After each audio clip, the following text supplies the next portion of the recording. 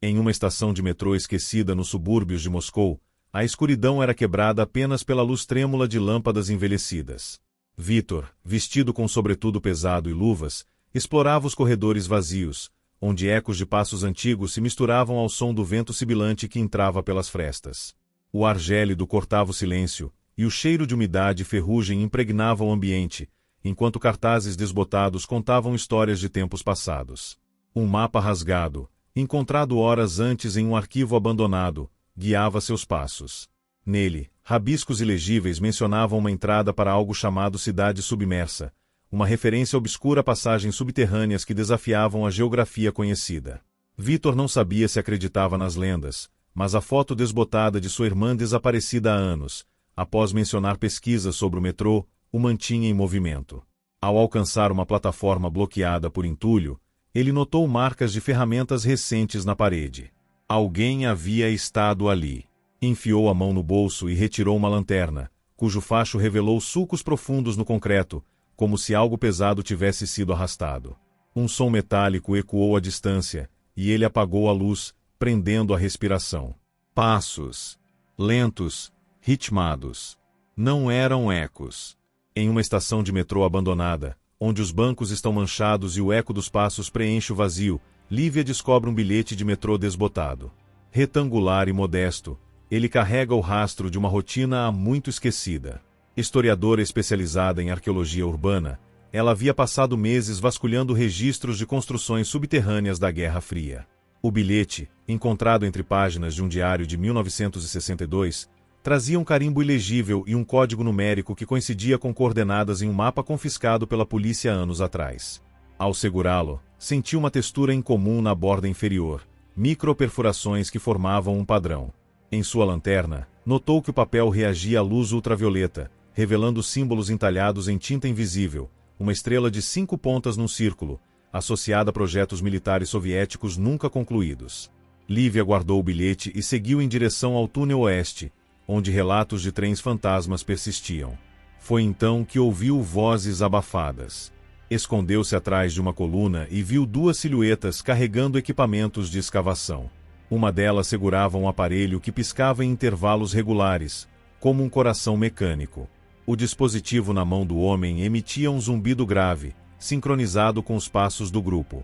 Vítor observava de uma passagem elevada, notando que o equipamento parecia detectar algo além das paredes. Quando os homens se afastaram, ele desceu e examinou a área. No chão, próximo a uma rachadura no concreto, encontrou um fragmento de cerâmica com inscrições em cirílico arcaico.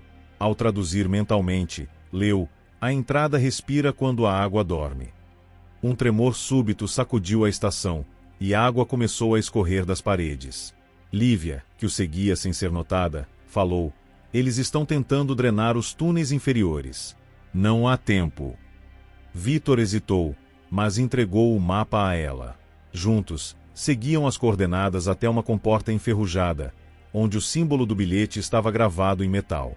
Lívia inseriu o código do dispositivo, e a porta rangeu, revelando uma escadaria que descia para a escuridão absoluta. No último degrau, encontraram uma câmara com paredes cobertas de mosaicos que narravam a história de uma cidade submersa, não por água, mas por tempo. No centro, um mecanismo antigo, semelhante a um relógio, pulsava. Ao tocá-lo, visões fragmentadas inundaram suas mentes. Um laboratório subterrâneo, cientistas em pânico, um experimento interrompido. Lívia sussurrou: "Isto não é uma ruína. É um arquivo." Victor, porém, já havia começado a girar o mostrador, ajustando datas ao acaso. O chão tremeu, e uma voz artificial ecoou: "Redefinição de cronologia iniciada." Acima deles, o teto começou a desmoronar, revelando não rocha, mas água escura, como se o próprio rio Moscou tivesse sido redirecionado. Lívia agarrou o dispositivo e correu, gritando: "Você não entende? Isto não reescreve o passado, apaga o presente."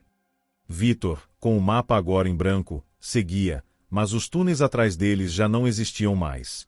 Na escuridão úmida de uma plataforma abandonada, os passos de Miulai ecoavam como tambores distantes. Ela ajustou a lanterna na testa, iluminando cartazes de propaganda da década de 1980, cujas cores desbotadas contavam histórias de uma era mais otimista. O bilhete desgastado em sua mão tremia levemente, não por medo, mas pela energia estática que parecia emanar do papel. Ela o encontrou horas antes, preso sob uma placa de metal enferrujada, perto de uma saída bloqueada por entulho. Ao contrário dos tickets comuns, este não tinha data nem destino, apenas uma sequência de números repetidos em ambos os lados e uma mancha escura que poderia ser tinta ou sangue seco. My Lai era cartógrafa, acostumada a decifrar mapas quebrados e histórias fragmentadas. O metrô abandonado de Moscou era seu projeto há meses, mas nada preparou para os padrões que começou a notar. Marcas de ferramentas idênticas às de passagens desabadas nos anos 1950, registros de energia consumida por equipamentos que não constavam em nenhum arquivo oficial. Quando ela passou o bilhete sob a luz ultravioleta de sua mochila, símbolos fluorescentes surgiram, equações matemáticas entrelaçadas a caracteres cirílicos arcaicos. Um deles repetia: "Premia-me voda a ONU texto são. O tempo não é água, mas flui para trás." Um rangido metálico interrompeu seus pensamentos. Ela se escondeu atrás de uma coluna, observando 3 figuras vestidas com roupas impermeáveis pretas entrarem na plataforma. Elas carregavam detectores de metal modificados com telas exibindo ondas que não correspondiam a nenhum espectro conhecido. Um deles, ao passar perto do lugar onde My Lai encontrou o bilhete, parou e tocou a parede. "Aqui", disse a voz abafada pelo capacete. "A frequência está sincronizada."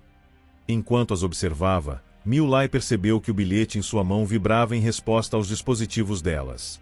Rapidamente o guardou, mas não antes de notar que os números agora brilhavam em vermelho. Os homens começaram a perfurar a parede com brocas de diamante, e ela aproveitou o barulho para recuar. Ao alcançar um túnel adjacente, viu algo que fez seu sangue gelar. Nas paredes, centenas de versões do mesmo símbolo do bilhete estavam entalhadas à mão, cada uma ligeiramente diferente, como se contassem uma história em código. No final do túnel, uma porta de aço reforçado bloqueava a passagem. Ao contrário do resto da estação, não havia ferrugem, apenas uma camada fina de poeira recente. My Lai colou o ouvido à superfície e ouviu um zumbido baixo, como máquinas em modo de espera. Ao iluminar a fechadura, viu que esta não tinha buraco para a chave, mas uma ranhura retangular do tamanho exato do bilhete. Hesitou por um momento, depois o inseriu. A porta não se moveu, mas o zumbido aumentou. Na parede oposta, uma luz azul começou a piscar, projetando sombras que se moviam como água corrente. My Lai recuou, mas já era tarde demais. As sombras ganharam forma, revelando figuras humanas congeladas em poses de fuga. Antes que pudesse reagir, uma das figuras estendeu a mão na direção dela, e a lanterna em sua testa se apagou. A escuridão engoliu a lanterna, mas as sombras permaneceram, agora vívidas e tridimensionais. My Lai recuou até sentir a parede fria contra suas costas, os olhos fixos nas figuras que se materializavam. Eram cientistas de jalecos desbotados, segurando pranchetas e cápsulas de vidro. Um deles, um homem com óculos redondos e uma cicatriz no rosto, apontou para ela e gritou algo inaudível, os lábios se movendo em câmera lenta. Outra figura, uma mulher com cabelo preso em um coque severo, estendeu a mão como se tentasse alcançar algo fora de alcance. O ar ficou denso, carregado com um cheiro de ozônio e algo metálico. My Lai sentiu o bilhete queimar em sua mão. Ao olhar para baixo, viu os números se reorganizarem, formando uma data, 23 de agosto de 1957. A mesma data mencionada nos arquivos do metrô como o dia em que uma equipe de engenheiros desapareceu durante testes de um projeto de contenção temporal. As sombras começaram a se mover em direção à porta, atravessando como fumaça. Atrás dela, o zumbido se transformou em uma cacofonia de vozes sussurrantes, repetindo fragmentos de equações e alertas em russo arcaico. My Lai correu pelo túnel, seus passos ecoando como se perseguida por algo que não precisava de pernas para avançar. Na bifurcação, encontrou Vitor e Lívia parados diante de uma câmara aberta. O dispositivo que carregavam brilhava em vermelho, projetando hologramas de mapas que se sobrepunham à realidade. "O mecanismo está desestabilizando", disse Lívia, a voz trêmula. "Cada mudança cria novas ramificações. Se não pararmos, a cidade vai." Uma explosão de luz azul cortou suas palavras. A parede atrás deles desabou, revelando uma paisagem impossível, uma cidade submersa, mas não por água, pelo tempo. torres de relógios entrelaçadas em espirais infinitas, ruas pavimentadas com calendários e, no centro, uma estrutura colossal que lembrava um arquivo, suas gavetas abertas liberando folhas de papel que se transformavam em pássaros ao tocarem o ar. Miulai ergueu o bilhete, agora envolto em chamas frias. Isso não é uma cidade, murmurou. É um arquivo de todas as versões que nunca existiram. Vitor agarrou o dispositivo e tentou digitar o código do mapa, mas as teclas escorregavam sob seus dedos, se reorganizando. Lívia correu em direção à estrutura, gritando: "Precisamos selar a entrada antes que as duas linhas do tempo colidam." Enquanto os três corriam pelas ruas que se desfaziam, Miulai notou algo nas gavetas semiabertas. Fotografias de seu rosto, de Vitor e Lívia em épocas diferentes, cercados por versões alternativas de si. Uma delas mostrava a irmã de Vitor sorrindo em um laboratório que só existia no holograma. O dispositivo emitiu um alarme estridente: redefinição crítica em 3 minutos. No coração do arquivo, encontraram uma sala circular com uma única console. Sobre ela, havia uma alavanca marcada com o símbolo do bilhete.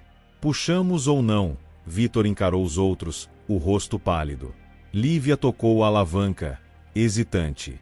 Se destruirmos o arquivo, apagamos todas as versões da verdade. Miulai, segurando a foto da irmã de Vitor, murmurou: ou salvamos a única que importa. A alavanca rangeu. Acima deles, o teto da câmara começou a desmoronar, mas não em direção ao chão, para o lado, como se o espaço se dobrasse. A última coisa que Miulai viu foi o bilhete em sua mão se desintegrar, revelando uma mensagem final escrita em sua própria caligrafia: o tempo não é linear. Nós somos. E então, silêncio.